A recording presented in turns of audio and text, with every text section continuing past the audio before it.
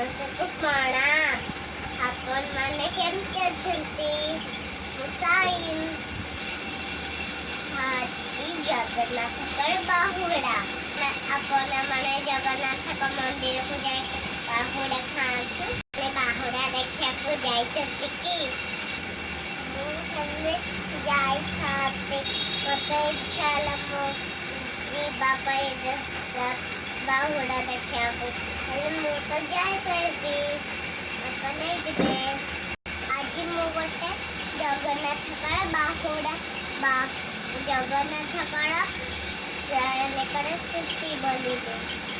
शांताकारं भुजगशयनं सन्तानावन्तु ईशधारं गगनसदृशं मेघवर्णं शुभ्रं लक्ष्मीकान्तं कमलालयनं योगिवेदं समं मन्दविष्णुभव्यां सर्वलोकनाथं। ଆପଣମାନେ ସମସ୍ତଙ୍କୁ ନମସ୍କାର। ଗୋଟେ ଗୀତ ଏବେ ବୋଲି ଆଉ ଗୋଟେ ଗୀତ ମୋତେ ବହୁତ ଭଲ ଲାଗୁଛି ବୋଲିବି। ଆପଣମାନେ ଶୁଣିବେ। ଝୁଲି ରେ ହଁ ଝୁଲି ରେ ଝୁଲି ରେ ଝୁଲି ରେ ଝୁଲି ରେ ନିତାଇ ସୁନ୍ଦର ପଡ଼ି ଝୁଲୁ ରେ ନିତାଇ ଗୌରାଙ୍ଗ ସୁନ୍ଦର ପଡ଼ି ଝୁଲି ଝୁଲି ଆସେ ନଦିଆ ଦାଣ୍ଡରେ ଝୁଲି ଆସେ ନଦୀ ଦାଣ୍ଡରେ ହୋଇଛି ସେ ଗୁଲୁଗୁଲ ଚାନ୍ଦ ମୋର ହୋଇଛି ସେ ଗୁଲୁଗୁଲ। ହରି ବୋଲ ହରି ବୋଲ ହରି ବୋଲ ବୋଲ ହରି ବୋଲ। ରାଧେ ରାଧେ।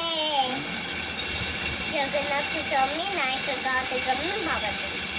ଜଗନ୍ନାଥ ବାହୁଡ଼ା ସଜିବ ଏବେ ଜଗନ୍ନାଥଙ୍କର ମନ୍ଦିର ଜଗନ୍ନାଥ ସୁନାବେଶ। ଜଗନ୍ନାଥ ବଳଭଦ୍ର ସୁଭଦ୍ରା ଶ୍ରୀମନ୍ଦିରକୁ ପଳାଇବେ। ପୁଣି ଆର ବର୍ଷ ରଥଯାତ୍ରା ହବ। ହେଲେ ମୁଁ କାଲି ତ ନଣ୍ଡା ହେଇଯିବି ନା। ପୁଣି ଆଉ ଗୋଟେ କଥା ମୁଁ କହୁଛି ଶୁଣ। ପୁରୀ ଥରେ କରୋନା ଆସିଗଲାନି।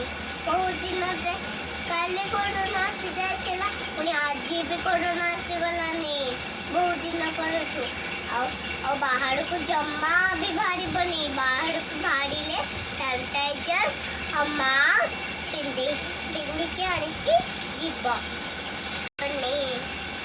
ବୁଝିଲେ ଆପଣମାନେ? ଆମେ ଯଦି ବିରଜାକୁ ବେଶୀ ନ ଯିବା ତାହେଲେ କରୋନା ଆମ ପାଖକୁ ଜମା ବି ଆସିବନି।